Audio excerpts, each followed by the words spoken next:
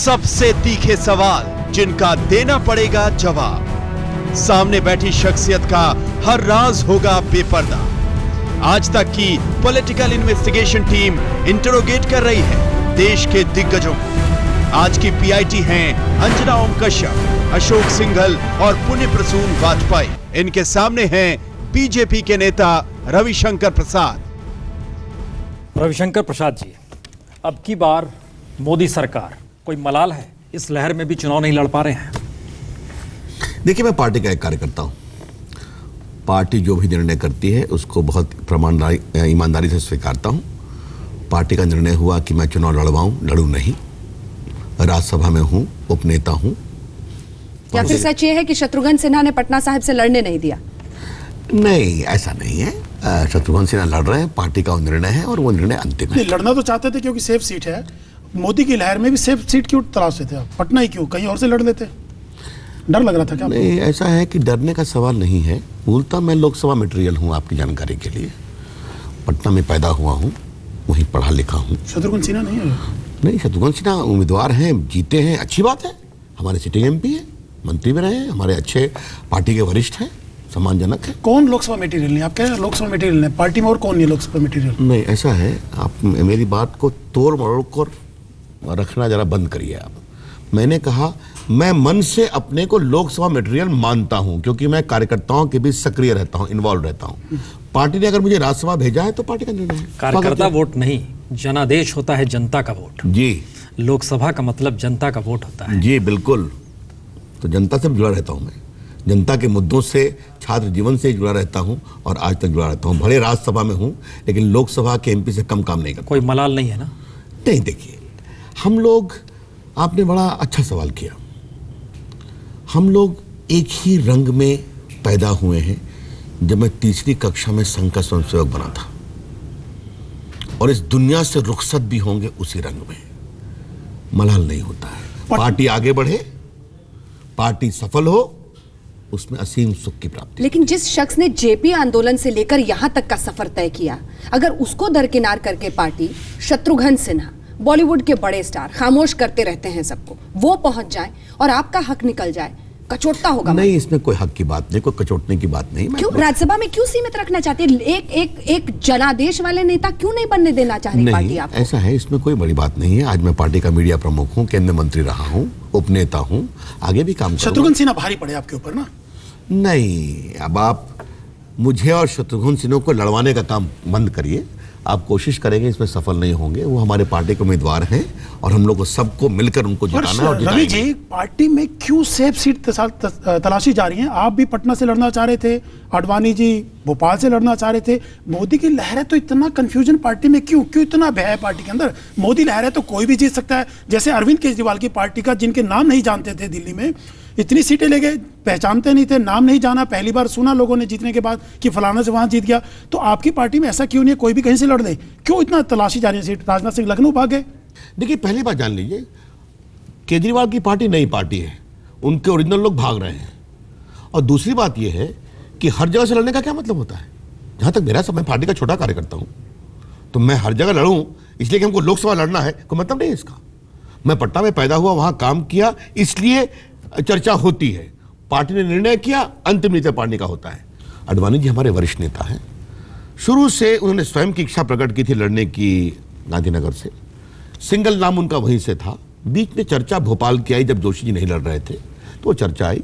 Party का बिल्कुल सुविचारित मत आग्रह था कि गांधीनगर से लड़े, आडवाणी जी माने। इतना नाराज क्यों हो गए? तो मीटिंग में नहीं गए, ना पार्लियामेंट्री बोर्ड में गए, ना सेंट्रल इलेक्शन कमेटी में गए, नाराज थे ना आडवाणी जी? क्यों मनाने गए तमाम पार्टी के नेता? पार्लियामेंट्री बोर्ड में वो थे, इलेक्शन कमेटी में उन्होंने कहा कि जब मेरे नाम की चर्चा स्वयं हो रही है तो मैं नहीं आऊँ। अच्छा, सरकार बनेगी आपकी, आप खुद मंत्री रहे हैं कई विभागों में, कोल माइंस में रहे हैं, INB में भी रहे हुए हैं, और कानून में भी रहा हूं। और कानून में भी। सबसे ज्यादा भ्रष्टाचार का चांस कहां पर होता है? देखिए, सबसे ज्यादा भ्रष्टाचार चांस तो होता है कोयला खान में। अच्छा जी, आपने सही पकड़ा। मैं आज आपसे एक बात कहना चाहता हूं कि मैं धनबाद गया था, कोयला खान मंत्री था, और घोषित प्रोग्राम था, एक प्रोग्राम मैंने अपना बनाया हुआ था जिसकी जानकारी स्थानीय लोग को नहीं थी। जहां कोयला लोडिंग होता है, मैंने अपनी गाड़ी बुलवा दी और उससे मैं बहुत ही यंग था और सीधा उतरा और जो कोयला लोड हो रहा था ट्रक पे चढ़ गया। उन्होंने 2-3 ट्रक को वहीं सीज किया और एक पदाधिकारी को सस्पेंड किया। मुझे याद है कि बहुत ही भावुक क्षण था कि हिंदुस्तान अखबार में निकला, रविशंकर ने जीने की राह दिखाई। शायद मैं पहला मंत्री था जो लोडिंग होती है, जहां घपले होते हैं, उसको जानने की कोशिश की थी। मुझे अटल जी ने वहां भेजा था। मुझे इस बात का बहुत सुकून है कि जो कोल इंडिया 1400 करोड़ के घाटे में था, 1 साल में 1500 करोड़ के प्रॉफिट में आया, उत्पादकता बढ़ी, बाकी बढ़ी। लेकिन उसमें व्यक्तिगत ईमानदारी आप रखेंगे तो ऑफिसर्स आपको ट्रस्ट करते हैं। नहीं, ये सवाल हमने इसलिए पूछा क्योंकि कांग्रेस ने जब इकोनॉमिक पॉलिसी अपनाई, आप लोग ट्रैक 2 लेकर आए। पिछले 10 बरस में जितने घोटाले हुए, आज आप चार्जशीट लेकर आते हैं, तो क्या ये एक रास्ता कांग्रेस ने दिखाया है कि मंत्रालयों में घोटाले हो सकते हैं? अब आप लोग की सरकार हो जाएगी तो आप भी कीजिए। देखिए वाजपेयी जी, कांग्रेस पार्टी से घोटाले में कोई नहीं पार पा सकता, कोशिश कर भी ले। मैं जो चार्जशीट बना रहा था तो आज मैंने कहा भी कि ड्राफ्टिंग में मैं भी इन्वॉल्व था संयोजक के रूप में। तो जब घोटालों की सूची आई तो हर तरफ घोटाले मिले, तो कहा था कि प्रमुख घोटाले किसको कहा जाए। तो काफी चर्चा के बाद बेसलाइन आया 10,000 करोड़ मिनिमम और उससे ऊपर, तो उससे प्रमुख घोटाला कहेंगे। हमने ये सवाल आपसे इसलिए किया क्योंकि आप क्रोनी कैपिटलिज्म के खिलाफ रहे हैं। जी बिल्कुल रहे हैं। बिल्कुल। सुब्रत राय को लेकर आपने अदालत में उनकी तरफ से अपने आप को वकील के तौर पर पेश किया, ये सही है? देखिए, मैं आपसे एक बात कहना चाहूँगा। सुब्रत राय सहारा ग्रुप का मैं पटना में वकील था।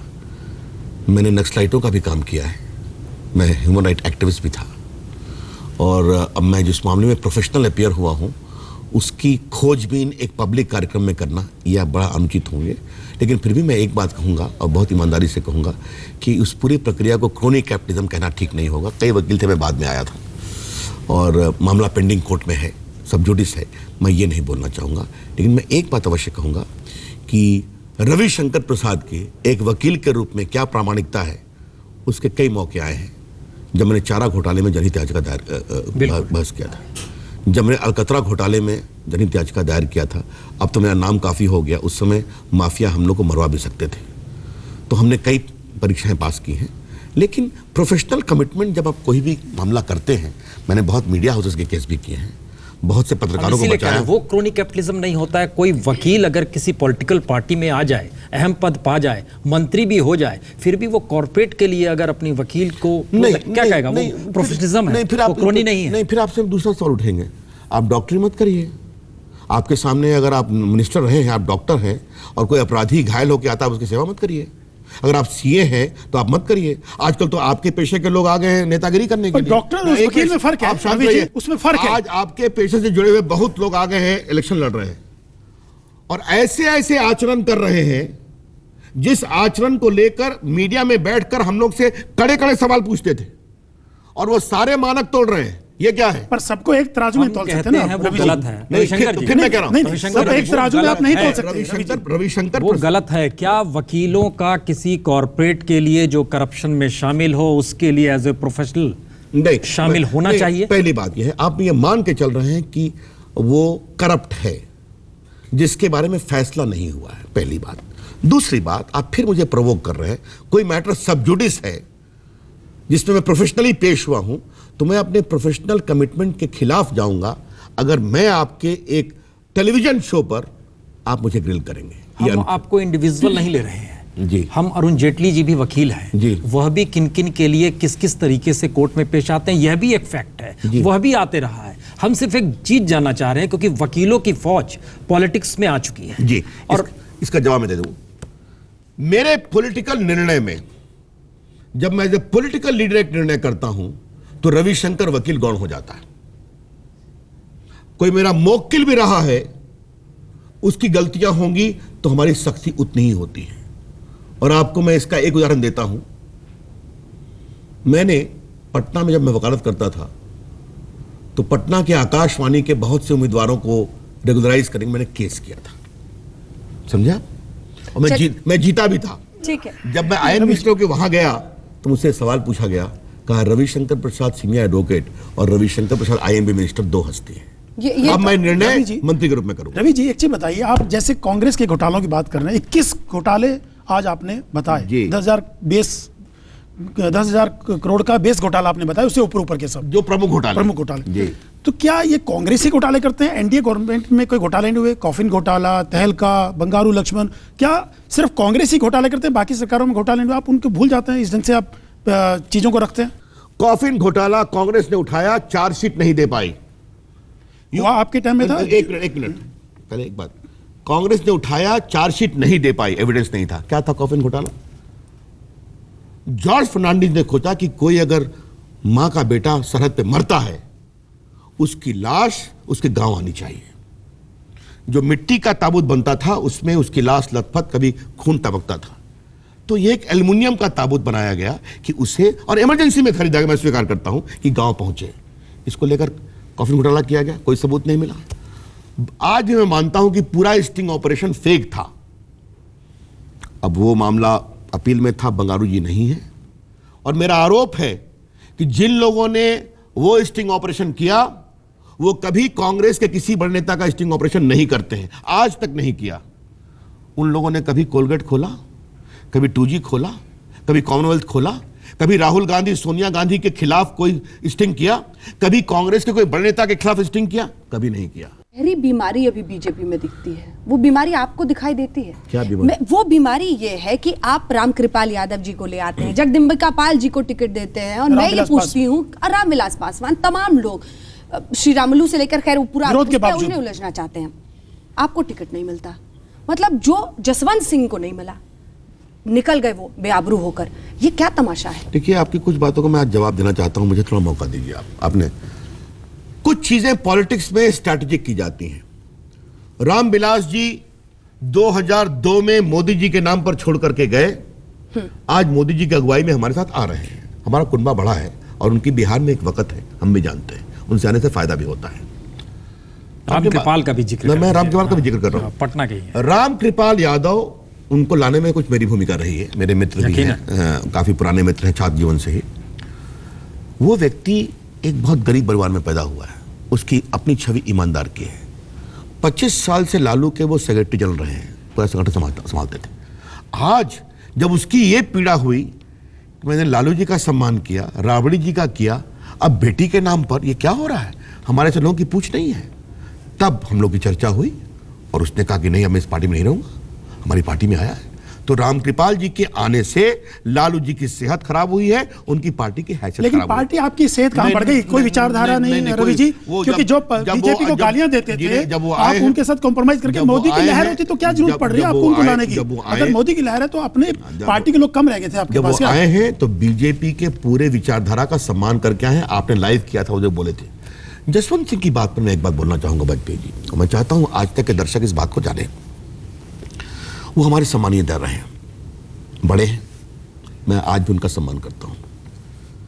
36 साल वो एमपी रहे, 2 बार वित्त मंत्री, विदेश मंत्री, रक्षा मंत्री, प्लानिंग कमीशन के डिप्टी चेयरपर्सन, राज्यसभा के नेता, विपक्ष के नेता, लोकसभा के उपनेता, उपराष्ट्रपति के उम्मीदवार। इस 36 साल में पार्टी ने उनको इतना दिया। अगर एक बार पार्टी ने उनको टिकट नहीं दिया, जो उनकी नजर से गलत दिया, तो आप पार्टी छोड़ देंगे, आप अलग लड़ेंगे। एक आखिरी बात, एक मिनट रुकिए, आप जरा शांत रहिए, मैं बड़ी बात कह रहा हूं। पार्टी के लिए लॉयल्टी भी होती है कि नहीं होती है? और यहां पर मैं एक बात कहूंगा, हमारे देश भर में लाखों ऐसे कार्यकर्ता हैं जिनको हम म्युनिसिपैलिटी का भी इलेक्शन नहीं लड़वा सके, और आज भी वो पार्टी के सुख दुख के साथ खड़े रहते हैं। और आज तक के इस प्रोग्राम में मैं उन सारे कार्यकर्ताओं का सम्मान करना चाहता हूं। पर रवि जी, क्या लॉयल्टी सीनियर लीडर्स के साथ है? आदर व्यक्त करना चाहता हूं। तो सीनियर लीडर के साथ ही लॉयल्टी है क्या? उनके बेटे को भी आप धमकी दे रहे हैं कि नहीं, धमकी नहीं दे रहे। देखिए, नोटिस भेजा गया है। अरुण जेटली से बात कही गई थी, अब राजस्थान की यूनिट तय करेगी, हम अपेक्षा करेंगे। बाप का साथ दे कि पार्टी का साथ दे, ये स्थिति आ गई है अब। ये ट्रेनिंग कौन सी है? नहीं, ये ट्रेनिंग का सवाल नहीं है। कई बार पार्टी अपनी लॉयल्टी के कारण कुछ कीमत भी मांगती है। पर रवि जी, आप कह रहे हैं कि अगर टिकट नहीं दिया कोई बात नहीं, क्या सीनियर लीडर्स के साथ ही ऐसा क्यों हो रहा है? आडवाणी जी की स्थिति, लालजी टंडन को हटा दिया राजनाथ सिंह जी ने, उन्होंने कहा मैं छोड़ूंगा तो मोदी के लिए, नहीं तो किसी के लिए नहीं, उनको हटा दिया बेचारों को। तो ऐसा क्यों पार्टी जूनियर्स के साथ नहीं, सीनियर लीडर्स के साथ? जसवंत सिंह जी टॉप 4-5 में गिनती होती थी वाजपेयी मंत्रिमंडल में उनकी। आडवाणी जी से तुलना आप जसवंत सिंह की बात करिए। आडवाणी जी हमारे पार्टी के फाउंडर हैं, हम सब उन्हीं की देन है, कोई पूछता ही नहीं। एक प्रश्न सुनिए, अब ये आपकी सोच है। तो जसवंत सिंह की तुलना मैं एक बात कह रहा हूं कि अगर जसवंत सिंह की बात ही मान ली जाए कि आपने हमें टिकट नहीं दिया, तो आपकी पार्टी ने आपको हिमालय पर बिठाया, भारत के प्रधानमंत्री और राष्ट्रपति का पद छोड़ के सब पद दिया। एक बार अगर आपको टिकट नहीं दिया तो आप बगावत कर देंगे, आप रेबल लड़ेंगे? ये बड़े सवाल हैं। बाड़मेर के लोकल समीकरण के कारण वहां पर टिकट का निर्णय हुआ। राजनाथ जी ने बार बार कहा कि टिकट नहीं देने का मतलब यह नहीं कि जसवंत सिंह की इज्जत कम हुई है। मैंने कहा ना, लाखों कार्यकर्ताओं को हम म्युनिसिपैलिटी का भी इलेक्शन नहीं लड़ा पाए। आज तक के माध्यम से मैं जनसंघ के समय से आज तक के उन कार्यकर्ताओं को प्रणाम करता हूं, उनका अभिनंदन करता हूं। स्टिंग सामने आया है। जी। उमा भारती, साक्षी, कल्याण, कटियार, ये तमाम नेता लिबरल कमीशन के सामने झूठ बोल रहे थे या फिर कैमरे के सामने? पहले जाए इस स्टिंग ऑपरेशन की कहानी सुन लीजिए। ये कोबरा पोस्ट नहीं है, कांग्रेस पोस्ट है। आज मैंने यही कहा है और आपने अच्छा किया सवाल किया। ये कोबरा पोस्ट ने आज तक किसी कांग्रेस के नेता का स्टिंग किया? सोनिया गांधी का, राहुल गांधी का, रॉबर्ट वाड्रा का? कोलगेट का किया? चुप रहिए, सुनिए। कोलगेट का किया, 2G का किया, कॉमनवेल्थ का किया, रेलगेट का किया? कभी नहीं किया। आज जब ये चुनाव छोटी नहीं, एक मिनट, मैं पूरी बात कह रहा हूं, एक मिनट पूरी बात सुनिए। जवाब देके फिर इस पे बोले तो अच्छा जवाब बिल्कुल दूंगा। हाँ। ये जानबूझकर इस चुनाव को सांप्रदायिक करने की कोशिश है। तो मानहानि का मुकदमा करेंगे? वो केजरीवाल पर तो बात पे करते हैं। अगर सच्चाई सामने लाए कोई भी करे, उसमें रवि जी क्या दिक्कत क्या है? सुनिए, ये सीबीआई इन्वेस्टिगेट कर रही है 20 साल से, मामला ट्रायल में है, मामला सुप्रीम कोर्ट में है, वहां मैं अडवाणी जी के वकील के रूप में पेश हो रहा हूं। ये कंटेम्प्ट ऑफ कोर्ट है, जानबूझकर मामले को प्रभावित करने की कोशिश है। और कोबरा पोस्ट कांग्रेस पोस्ट है, और कोबरा पोस्ट में कई जो पहले सहयोगी रहे हैं वो आज आम आदमी पार्टी के लेकिन उम्मीदवार बोल तो हैं। आपके लोग रहे हैं कैमरा पे, रवि जी, बोल तो आप ही के लोग रहे हैं, उसमें दूसरे लोग तो ना बोल रहे हैं। सवाल ये है स्टिंग कि ऑपरेशन में क्या आप ही के लोग ये हैं। तमाम बड़े नेता लिबरल कमीशन के सामने झूठ बोल रहे थे या फिर कैमरे पर? जब जब गुजरात के दंगों की सुनवाई थी ये स्टिंग करते थे। आज जब चुनाव है 1 महीने बाद, तो इन्होंने स्टिंग किया है कांग्रेस पार्टी के प्रोत्साहन से किया है। यह मेरा स्पष्ट आरोप है। और फिर कहूंगा, कोबरा पोस्ट ने कांग्रेस के एक बड़े नेता के खिलाफ आज तक स्टिंग नहीं किया है। और इतने स्कैम हुए हैं, कांग्रेस पार्टी को फंसाने वाले एक स्टिंग नहीं किया है। ये कांग्रेस पार्टी के एजेंट हैं और कुछ आम आदमी के लोग भी, इनके पुराने साथी आज चुनाव रवि में जी, खड़े कहा हैं। जा रहा है कि आप लोग बहुत एरोगेंट हो गए हैं, ऐसा लग रहा है कि सरकार मान के चल गए हैं। अशोक सिंघल arrogant की बात कहें? मतलब मंत्री कौन अशोक बनेगा, सिंघल हमें arrogant बता क्या रहे? पोर्टफोलियो होगा, आप सब लोग आप मन में सोचने लगे हैं वैसे। आप लॉ मिनिस्टर होंगे, क्या होंगे? लॉ मिनिस्टर पहले रहे हैं, तो क्या कॉमर्स मिनिस्टर होंगे? ऐसा कहा जा रहा है, कह रहे हैं सरकार आने की तैयारी में पूरा लग गए हैं अभी से। एक मिनट सुनिए, पहली बात, ये सारा जो चल रहा है स्पेकुलेशन मीडिया में चल रहा है, मैंने देखा है, एक अखबार में आया है। कौन मंत्री परिषद में जाएगा ये निर्णय प्रधानमंत्री का अधिकार होता है। मोदी जी करेंगे? बिल्कुल, क्यों नहीं करते हैं? बन रहे हैं पीएम मोदी। नहीं, एक मिनट, जनता के आशीर्वाद से बनेंगे, आपकी कृपा से नहीं बनेंगे।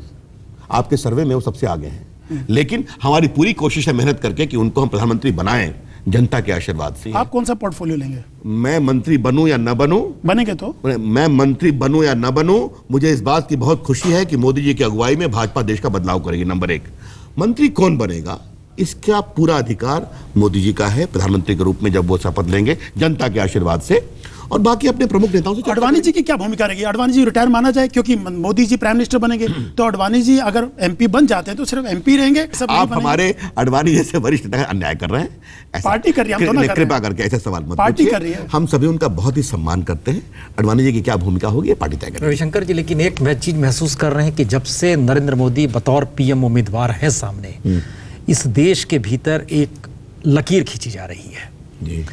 हमने देखा था अयोध्या के दौर में संत कहते थे कौन PM होगा, इस वक्त शाही इमाम कहते हैं किन्हें रोकना है। क्या ये देश सबका नहीं है? ये क्यों ऐसी स्थिति आ रही है? कोई आपकी भूमिका है इसमें? नहीं, आपने बहुत सही सवाल दिया और मैं बहुत कृतज्ञ हूं कि आपने 3D में ये थोड़ा सेन सवाल भी पूछा है। अशोक सिंघल तो बाउंसर ही दे रहे हैं, तो मैं थोड़ा चाहता हूं इसका उत्तर दूं। ये सवाल क्यों उठा है? कांग्रेस ने तो पिछले चुनाव में बुखारी साहब से ये पेशकश नहीं कराई थी। बुखारी साहब मिलने गए सोनिया गांधी से और कह रहे हैं कि सारे मुसलमान कांग्रेस को वोट दो, क्योंकि सोनिया जी कहते हैं वोटों का बंटवारा नहीं होना चाहिए। ये जानबूझकर सांप्रदायिक ध्रुवीकरण हो रहा है। सोनिया जी ने पहले बोला, राहुल जी ने बोला, सफल नहीं हुए, तो अब उसकी पेशकश बुखारी साहब के माध्यम से की जा रही है। क्यों? क्योंकि बेरोजगारी, महंगाई, भ्रष्टाचार और सुरक्षा के भाव पर कांग्रेस के पास कोई जवाब नहीं है, जो UPA की विरासत है।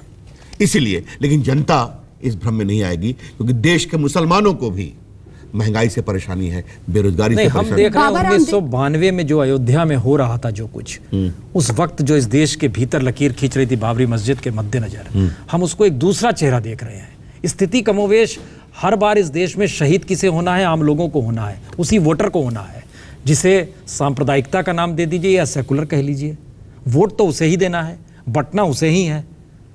मैं आपसे यही कहूंगा, बांटने की कोशिश कांग्रेस कर रही है, बांटने की कोशिश बाबू मुलायम सिंह यादव कर रहे हैं, बांटने की कोशिश मायावती भी कर रही है, उनके स्टेटमेंट हम देखे हैं, लेकिन देश की जनता इस बार बंटने वाली आप नहीं। ही के सबसे करीबी मित्र और एक वक्त साथ खड़े शख्स नीतीश कुमार ने भी ये कहा।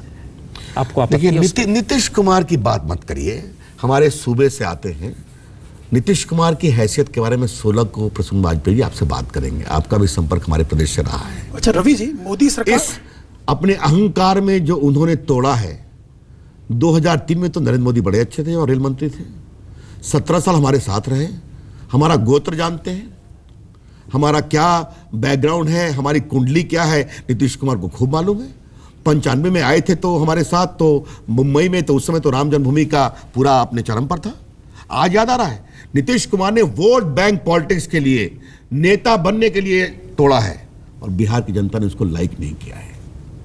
उसका परिणाम दिखाई पड़ेगा। और एक बात और, जितने नीतीश कुमार की पार्टी के लोग लोकसभा का इलेक्शन लड़ रहे हैं या विधानसभा का लड़ने वाले हैं, ये कोई भी नरेंद्र मोदी की आलोचना नहीं करता, क्योंकि वो जानते हैं जमीन पर हवा क्या बह रही है। मोदी सोनिया गांधी का शाही इमाम से मिलना आपको ध्रुवीकरण लग रहा है। मैं आपको 10 बातें गिनाती हूं जो आपकी पार्टी कर रही है। भारतेंद्र सिंह को बिजनौर से टिकट देना, एक ऐसा शख्स जो कि दंगे का आरोपी माना गया मुजफ्फरनगर में, देवालयों की नगरी बनारस को ही चुनना और वहां पर हर हर मोदी करना और एक से एक नारे लगाना, स्वाभिमान के नाम पर वोट दीजिए, विकास छूट जाता है जब आपके ये उम्मीदवार छोटी छोटी जगहों पर पहुंचते हैं। एक भी मुस्लिम को वोट ना देना, टिकट ना देना। एक के बाद एक ऐसे तमाम उदाहरण है। आप बाबा रामदेव के साथ मंच पर पहुंचते हैं, वो सब नहीं है, बस वो शाही इमाम से मिलनी तो वो ध्रुवीकरण करा रही है, और ये सब आपकी पार्टी करती रहे तो कोई ध्रुवीकरण नहीं है। मैं अच्छा, आपने कई प्रश्न एक साथ पूछ लिए। मामला क्रॉस एग्जामिनेशन का है, तो विटनेस को अपनी बात का जवाब देने का अवसर मिलना चाहिए। पूरा मामला भी एक कोर्ट की तरह ही तो है, और आप लोग कोर्ट के ड्रेस में भी है, तो मौका दीजिए।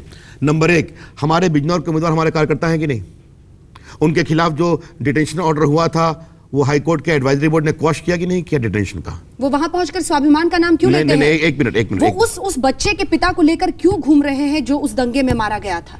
क्या ये दिखाने की कोशिश नहीं है कि मेरे स्वाभिमान की बात है, तुम उस पर वोट दो? सवाल उसका आप नहीं। तो विकास और शौचालय को लड़ाई पूरे विकास की होगी। से। जिस तरह से मुजफ्फरनगर के दंगों में आजम खान ने और सरकार ने हस्तक्षेप करके पुलिस को काम करने से रोका, ये एक पॉलिटिकल इशू है, और उस पॉलिटिकल इशू को उठने दीजिए। लेकिन एक भी मुसलमान को टिकट नहीं, वो माफी मांग लेते हैं। एक भी मुसलमान को टिकट नहीं यूपी में। उसका क्या हो गए? नहीं, आप बैठिए, ये बताइए रवि जी, एक भी मुसलमान को टिकट, इसके पीछे क्या सोच है आपकी? मुसलमान के टिकट के नाम पर खड़े हो गए? नहीं, इसकी क्या सोच है ये बताइए, इसके पीछे सोच बताइए। पहले बैठिए। देखिए, पहली बात जान लीजिए, हम जब भी टिकट देते हैं लोकसभा में तो बड़ा चुनाव होता है, उसमें विनेबिलिटी भी एक फैक्टर होता है। हमें मुसलमानों का वोट कम मिलता है, आज वो आगे बढ़ेगा, हमें पूरा विश्वास है। हमने बड़ी संख्या में, अभी राजस्थान में चुनाव हुआ कि नहीं, 4 वहां माइनॉरिटी सीट्स हैं। बीजेपी के 2 मुसलमान जीते कि नहीं जीते, मुझे बता दीजिए। यूपी में कोई नहीं मिला। यूपी में क्यों? एक मेरी बात सुनते, मैं आ रहा हूं। पोलराइज करना चाह रहे हैं। हमारे गोवा में डिप्टी सीएम रोमन कैथलिक हैं कि नहीं? 9 रोमन कैथलिक एमएलए हैं कि नहीं? नॉर्थ ईस्ट के कई स्टेट्स में जहां 80% क्रिश्चियंस हैं। यूपी की बताइए ना। मैं आ रहा हूं, तो ये सिलसिला आगे बढ़ रहा है, हम उसको आगे बढ़ाने की कोशिश कर रहे हैं। मैं आपसे एक सवाल पूछूं, गुजरात के विधानसभा के चुनाव में अशोक सिंघल बाबू, कांग्रेस ने कितनी टिकटें दी मुसलमानों आप को? अपनी बताइए ना, आप तो विकास की बात कर रहे हैं ना, सबको साथ लेने की बात कर रहे हैं। जो आप कांग्रेस पैमाना है क्या आपका? आपका कांग्रेस तो पैमाना नहीं है ना रवि जी आपका। की बात करते, मैं उनके बारे में पूछ रहा हूं। आप तो अलग दिखा रहे हैं ना अपने आप को। पूछ रहा हूं, आप तो नया देश का निर्माण करने वाले हैं। आप बताइए ना, आप क्यों नहीं अलग? बिहार में नीतीश कुमार ने, कांग्रेस के साथ, बिहार में नीतीश कुमार ने कितने, आप कांग्रेस को पैमाना मान रहे हैं क्या? उदाहरण कांग्रेस आपके लिए? मैं आपसे जवाब पूछ रहा हूं। मैं आपसे पूछ रहा हूं ना रवि जी, हमको जवाब, आप लोग आप कह रहे हैं। अच्छा, एक चीज बताइए, जवाब का मोदी सरकार या बीजेपी सरकार? एक मिनट, पहले एक होने दीजिए। हाँ, तो बताइए आप यूपी में क्यों नहीं? मैंने पूछा ना, नीतीश कुमार ने कितने मुसलमानों को टिकट दिया है? बिहार में लालू प्रसाद और कांग्रेस ने कितने मुसलमानों को टिकट दिया है? नीतीश कांग्रेस आपका पैमाना है क्या? पैमाना नहीं है, मैं आपसे पूछ रहा हूं, जवाब सुनिए आप। इसीलिए कह रहा हूं बीजेपी तो अलग दिखा रही है ना अपने आप को। बीजेपी के ऊपर जो इस तरह के आप लोग सवाल करते हैं, इसके पीछे कहीं ना कहीं अशोक सिंघल का पूर्वाग्रह भी दिखाई पड़ता है। मेरा कोई पूर्वाग्रह नहीं है, लेकिन रवि जी मैं आ रहा हूं। ये फैक्ट है। नहीं, मैं आ रहा हूं, ये फैक्ट है। लेकिन हम मुसलमानों के बीच आगे बढ़ रहे हैं, हमारी छवि बदल रही है और मुसलमानों ने भी जानना शुरू किया है कि वो भी बेरोजगारी से परेशान है, महंगाई से परेशान है, असुरक्षा के भाव से परेशान है, और ये स्थायी विकल्प भाजपा मोदी जी की अगुवाई में दे सकती है। अब आपने पूछा मोदी जी की बीजेपी, हाँ, मोदी जी की मोदी सरकार या बीजेपी सरकार? बीजेपी मोदी जी की अगुवाई में भाजपा सरकार, उसे आप मोदी सरकार कहिए, क्षमा करिए। जब अटल सरकार हम बोलते थे एनडीए में, तब तो आप परेशान नहीं हुआ पर करते इस थे। बार राजनाथ जी ने क्यों वापस लिया? पहले कहा बीजेपी सरकार, थोड़ी देर के बाद कहा नहीं नहीं नहीं मोदी सरकार। बाप रे, गलती हो गई। ऐसा क्यों है? क्यों डरते हैं इतना मोदी वो उन्होंने बकायदे एक्सप्लेन किया। देखिए, अब की बार मोदी सरकार, ये एक पंच लाइन होता है, भाजपा सरकार मोदी जी की अगुवाई में।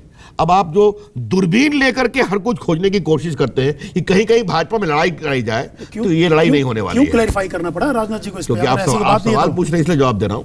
नहीं, ये देश एक बार फिर जो है अब जैसे हाशिए पर है, देखिए। ट्विंकल लिटिल स्टार, अब की बार मोदी सरकार, ये चल रहा है, नेट पर बहुत जगह चल रहा है, तो आप कहेंगे भाजपा सरकार क्यों नहीं? देश, ये देखिए, लोकतंत्र देश की विविधता का सेलिब्रेशन है अशोक बाबू, तो उस सेलिब्रेशन को सेलिब्रेट होना। अच्छा, एक समय में अटल और अडवाणी राम लक्ष्मण की भूमिका में थे। लोकतंत्र में आप ही चूज करेंगे, आप ही फेंक देंगे। आप ही ने कहा कि असल में ना कांग्रेस ने ये किया, ना नीतीश ने किया। 5% है मुसलमान इस वक्त पार्लियामेंट के भीतर। हम बार बार सोच रहे थे कि इस बार कोई स्टेट्समैन आएगा, इस देश को एक स्टेट्समैन का इंतजार है, लेकिन फिर वही एक ग्रुप, वोट बैंक की पॉलिसी, उसी के तहत किसी तरह सत्ता में आ जाए, जोड़ तोड़, मिशन 272 कहिए या 300 कहिए, देश तो बांट दिया ना आपने। अच्छा, एक पर मैं वाजपेयी जी कमाल की बात करें। मैंने आते आपसे कहा कि ये चुनाव है किसने के लिए? नहीं, एक मिनट, अर्थव्यवस्था की गिरावट पर, महंगाई पर, बेरोजगारी पर, भ्रष्टाचार पर और विकास की बात को। हमने कभी आपसे सांप्रदायिकता की बात कहा? अब अशोक बाबू के तीखे सवाल का हम जवाब दें तो आप मेरे ऊपर आरोप लगाएं कि हम विषय को भड़काने की कोशिश कर रहे हैं। इस पूरे चुनाव को सांप्रदायिक करने की कोशिश कर रही है कांग्रेस पार्टी, और मेरे से तीखे तीखे सवाल कर रहे हैं अशोक सिंघल, और मैं उसका जवाब भी दूं तो आप कहें कि हम पेट की भूख बड़ी है या व्यक्ति की अस्मिता बड़ी है? हम खाली ये भी पेट समझना, की भूख बड़ी है, अस्मिता बड़ी नहीं है। अब फिर ये तुलना, अस्मिता भी जरूरी है, देश की अस्मिता भी जरूरी है, सबको साथ लेकर चलने की जरूरत है। और एक ऐसी सरकार आनी चाहिए जो भारत के आत्मविश्वास को बढ़ाए, अस्मिता को आगे बढ़ाए और पेट की भूख को भी शांत करे। 3rd डिग्री में भी हम सांस लेने का वक्त देते हैं।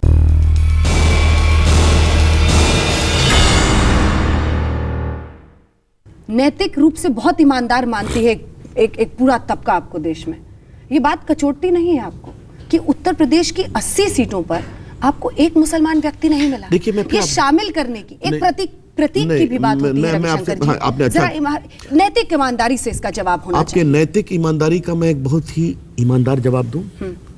जब अवसर आया तो हमने देश के राष्ट्रपति के पद पर एपीजे कलाम को बिठाया, ये हमारी नैतिकता तब थी। मोदी जी नहीं तय करते थे। प्लीज क्षमा करिए, पूरी पार्टी तय करती थी, और आज भी हम इस देश के अल्पसंख्यकों को उतना ही बड़ा सम्मान देंगे। मोदी जी के राज में वहां के मुसलमानों की ग्रोथ रेट देश में सबसे अधिक है, ये सच्चर कमीशन ने रवि कहा जी, है। एक इसलिए दो ऐसी सवाल बात बड़े नहीं। इंपॉर्टेंट है आपसे पूछना, वो आपके जरूरी है तो हर पूछना। सवाल इंपॉर्टेंट होते हैं। रवि जी, उमा भारती ने कहा कि अटल जी जो बोलते थे मोदी उसकी तुलना नहीं कर सकते। अटल जी को सुनने आते थे, मोदी जी उतना अच्छा भाषण नहीं देते हैं। क्या अटल का स्थान, अटल से बड़े हैं मोदी, या मोदी में पूरी पार्टी है इस वक्त? मैं एक बात कहूं, अभी आप इतने कड़े सवाल पूछ रहे हैं कि आपने वाजपेयी जी को शांत कर दिया, अंजना भी शांत हो गई है। क्या मैं गलत होऊंगा बोलने में? नहीं, आप बताइए। उमा भारती ने जो सवाल का जवाब दीजिए पहले। उमा भारती ने जो सवाल मैं जो सवाल का जवाब दीजिए पहले। मैं आपसे सवाल पूछ रहा हूं, उमा भारती ने जो सवाल आपके सवाल का मुझे काउंटर करने का भी अधिकार है। आप पहले सवाल तो जवाब तो दीजिए रवि जी। देखिए, उमा भारती ने विषय को, देखिए सीधी सी बात है, मैं बहुत ईमानदारी से कहूंगा, मोदी जी, इसमें कोई बात नहीं कि मोदी जी बहुत ही प्रभावी वक्ता है, लेकिन एक मिनट, लेकिन देश के अगर एक प्रकार से अलौकिक वक्तव्य भाषण देने वालों की बात कही जाएगी वक्ता, तो उसमें तो अटल जी का विशेष स्थान है। अच्छा। तो ये तुलना अपने आप में बड़ी बेमानी है, और वो जो बहुत ही उमा भारती के सहज प्रवृत्ति के अनुसार एक बात कही गई थी, उसको अशोक सिंघल ले उड़े और तिल का ताड़ बनाया। एक छोटा सा सवाल है, एक समय में यहां भी वही रविशंकर से करने की कोशिश एक और अटल और अडवाणी राम और लक्ष्मण की भूमिका में थे, सब पार्टी में कहा जाता था। आज राम और लक्ष्मण की भूमिका में कौन है? अडवाणी, मोदी जी राम है, लक्ष्मण क्या राजनाथ सिंह है, कौन है?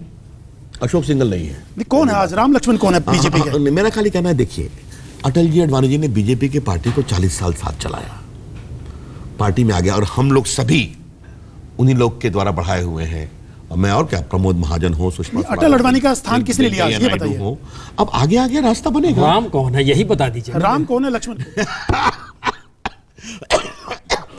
देखिए, आज की तारीख में राम लक्ष्मण से तुलना करना, ये तो अटल जी ने कहा था, आप लोगों ने कहा था। आज हमारी पार्टी के प्रधानमंत्री के उम्मीदवार नरेंद्र मोदी हैं, जिनकी ओर देश बहुत आशा भरी निगाहों से देख रहा है। तो राम हुए। अब आप राम कहेंगे, आप कृष्ण कहेंगे, ये सब आपका विषय है। मैं इतना कहूंगा, बीजेपी कोई परिवारनिष्ठ पार्टी नहीं है।